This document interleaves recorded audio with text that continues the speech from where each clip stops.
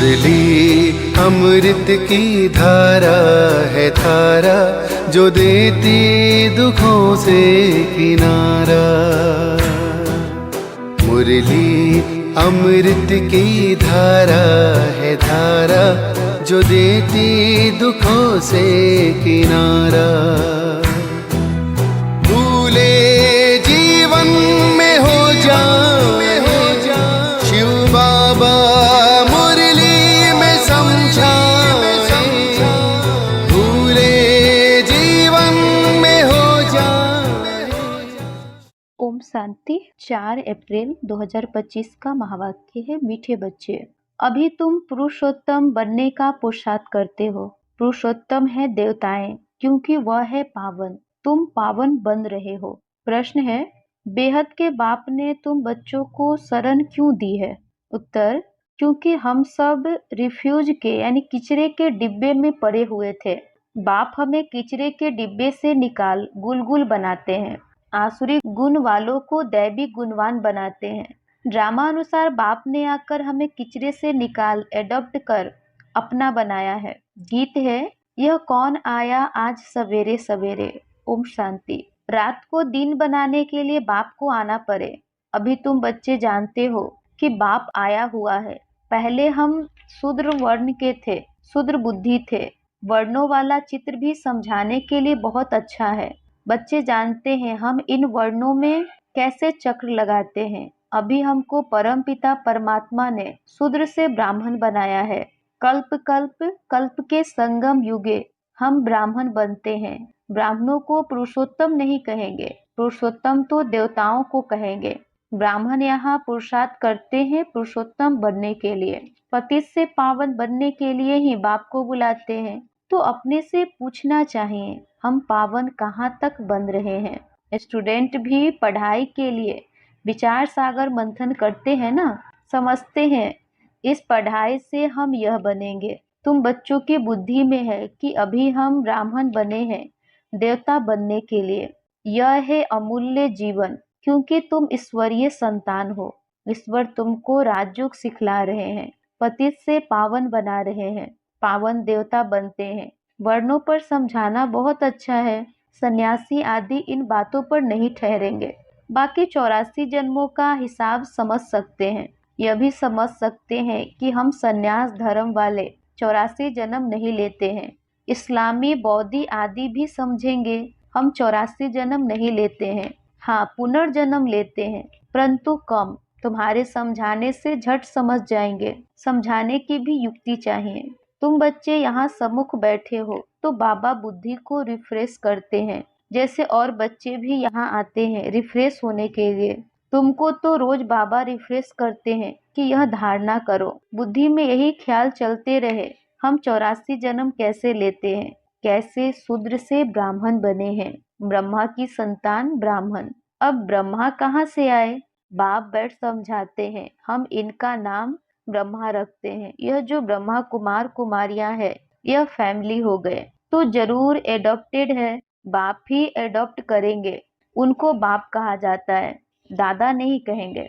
बाप को बाप ही कहा जाता है। मिल्कियत मिलती ही बाप से है।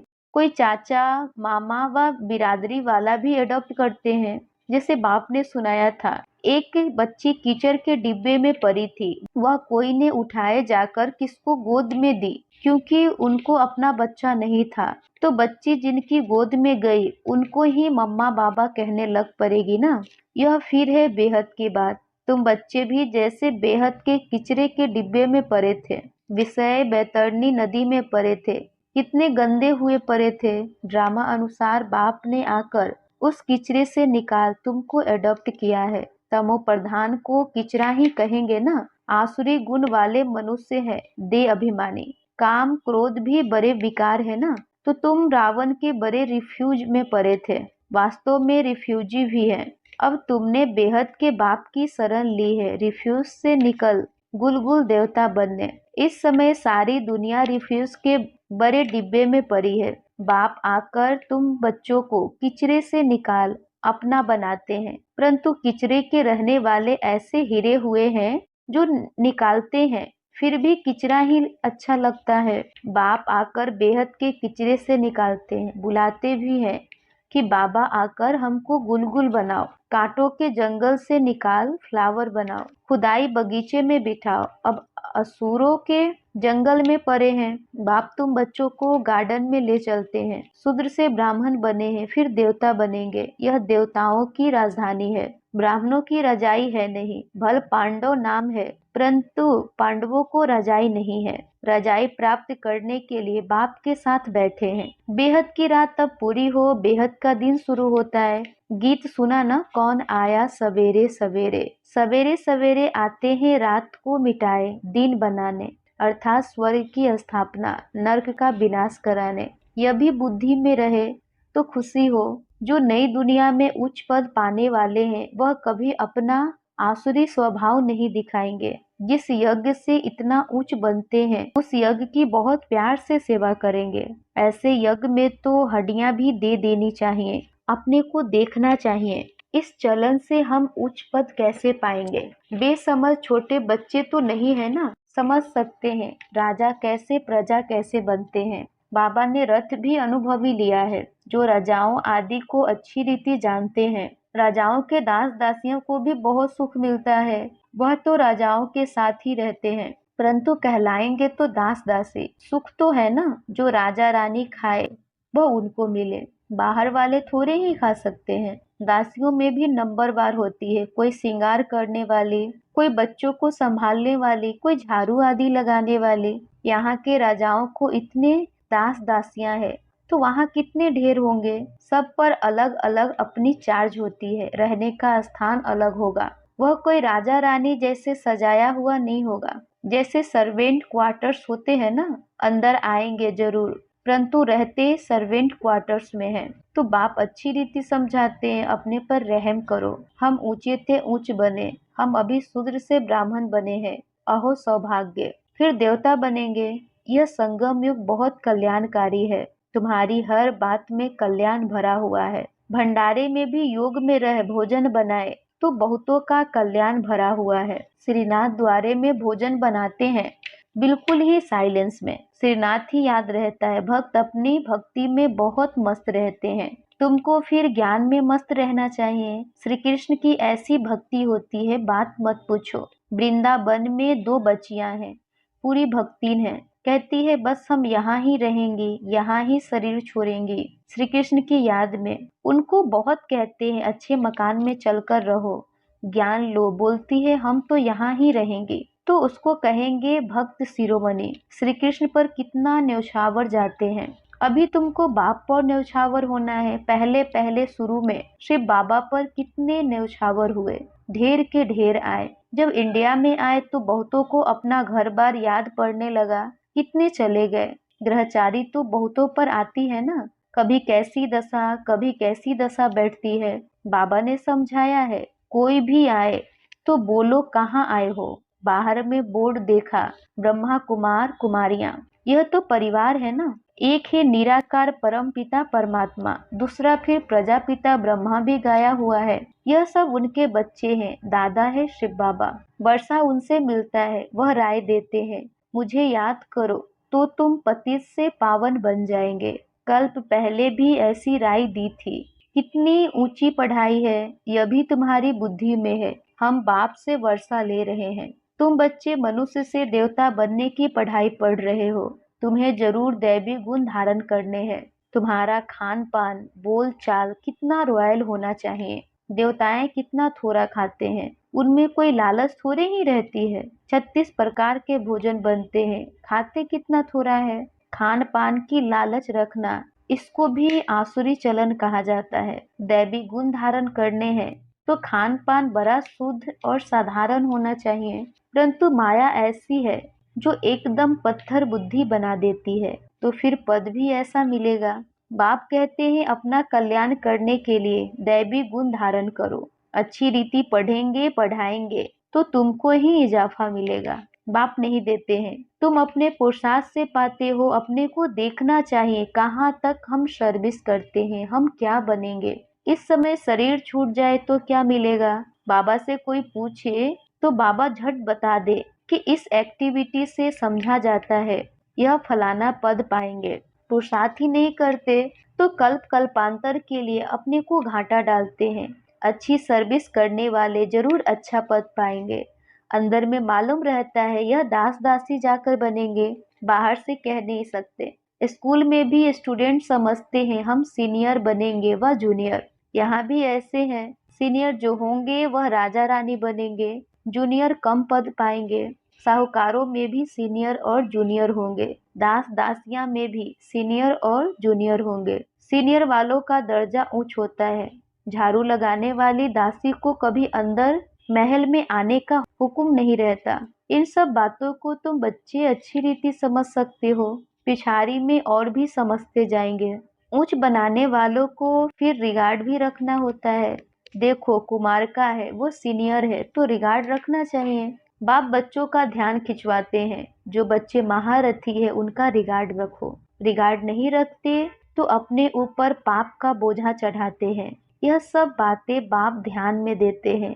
बड़ी खबरदारी चाहिए। नंबर वार किसका रिगार्ड कैसे रखना चाहिए। बाबा तो हर एक को जानते हैं ना, किसको कहे तो ट्रेटर बनने में देरी न करे।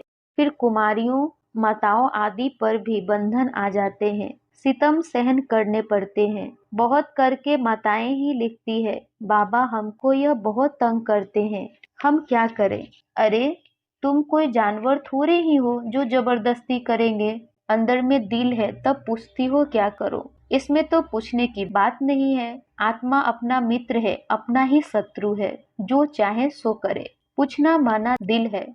मुख्य बात है याद की, याद से ही तुम पावन बनते हो। यह लक्ष्मी नारायण नंबर 1 पावन है ना। मम्मा कितनी सर्विस करती थी, ऐसा तो कोई कह न सके। हम मम्मा से भी होशियार है। मम्मा ज्ञान में सबसे तीखी थी, योग की कमी बहुतों में है। याद में रह नहीं सकते हैं, याद नहीं करेंगे तो विक्रम विनाश कैसे होंगे। लौ कहता है पिछाड़ी में याद में ही शरीर छोड़ना है। शिव बाबा की याद में ही प्राण तन से निकले, एक बाप के सिवाय और कोई याद ना आए। कहाँ भी आसक्ति न हो, यह प्रैक्टिस करनी होती है। हम अशरीरी आए थे, फिर अशरीरी होकर जाना है। बच्चों को बार बार समझाते रहते हैं, बहुत मीठा बनना है। दैवी गुण भी होने चाहिए। दे अभिमान का भूत होता है ना। अपने पर बहुत ध्यान रखना है, बहुत प्यार से चलना है। बाप को याद करो और चक्र को याद करो। चक्र का राज किसको समझाया तो भी वंडर खाएंगे। 84 जन्मों की ही किसको याद नहीं रहती है तो 84 लाख फिर कैसे कोई याद कर सके। ख्याल में भी आ न सके। इस चक्र को ही बुद्धि में याद रखो तो भी अहो सौभाग्य। अभी यह नाटक पूरा होता है। पुरानी दुनिया से वैराग्य होना चाहिए। बुद्धि योग शांति धाम सुख धाम में रहे। गीता में भी है मन मना भव। कोई भी गीता पाठी मन मना भव का अर्थ नहीं जानते हैं। तुम बच्चे जानते हो भगवानुवास, देह के सभी संबंध छोड़ अपने को आत्मा समझो। किसने कहा? स्वयं बाप ने। कोई फिर कहते हम तो शास्त्रों को ही मानते हैं। भल भगवान आए तो भी नहीं मानेंगे। बरोबर शास्त्र पढ़ते रहते हैं। भगवान आए हैं, राजयोग सिखला रहे हैं, स्थापना हो रही है। यह शास्त्र आदि सब है ही भक्ति मार्ग के। भगवान का निश्चय हो तो वर्षा लेने लग पड़े, फिर भक्ति भी उड़ जाए। परंतु जब निश्चय हो ना। अच्छा, मीठे मीठे सिक लधे बच्चों प्रति माता पिता बाप दादा का याद प्यार और गुड मॉर्निंग। रूहानी बाप की रूहानी बच्चों को नमस्ते। हम रूहानी बच्चों की रूहानी माता पिता बाप दादा को याद प्यार गुड मॉर्निंग और नमस्ते नमस्ते नमस्ते। धारणा के लिए मुख्य सार। देवता बनने के लिए बहुत रॉयल संस्कार धारण करने हैं। खान पान बहुत शुद्ध और साधारण रखना है। लालच नहीं करनी है। अपना कल्याण करने के लिए दैवी गुण धारण करने हैं। 2 नंबर है, अपने ऊपर ध्यान रखते सबके साथ बहुत प्यार से चलना है। अपने से जो सीनियर है उनका रिगार्ड जरूर रखना है। बहुत बहुत मीठा बनना है। दे अभिमान में नहीं आना है। वरदान, बीती हुई बातों को रहम दिल बन समाने वाले शुभ चिंतक भव। बीती हुई बातों को रहम दिल बन समाने वाले शुभ चिंतक भव। यदि किसी की बीती हुई कमजोरी की बातें कोई सुनाए तो शुभ भावना से किनारा कर लो। व्यर्थ चिंतन या कमजोरी की बातें आपस में नहीं चलनी चाहिए। बीती हुई बातों को रहम दिल बनकर संभालो। समाकर शुभ भावना से उस आत्मा के प्रति मनसा सेवा करते रहो। भले संस्कारों के वश कोई उल्टा कहता, करता या सुनता है तो उसे परिवर्तन करो। 1 से 2 तक, 2 से 3 तक ऐसे व्यर्थ बातों की माला न हो जाए। ऐसा अटेंशन रखना अर्थात शुभ चिंतक बनना है। स्लोगन: संतुष्ट मनी बनो तो प्रभु प्रिय, लोक प्रिय और स्वयं प्रिय बन जाएंगे। संतुष्ट मनी बनो तो प्रभु प्रिय, लोक प्रिय और स्वयं प्रिय बन जाएंगे। अव्यक्त इशारे: कंबाइंड रूप की स्मृति से सदा विजयी बनो। जैसे शरीर और आत्मा कंबाइंड है तो जीवन है। यदि आत्मा शरीर से अलग हो जाए तो जीवन समाप्त हो जाता है। ऐसे कर्म योगी जीवन अर्थात कर्म योग के बिना नहीं, योग कर्म के बिना नहीं, सदा कंबाइंड हो तो सफलता मिलती रहेगी। अच्छा, ओम शांति।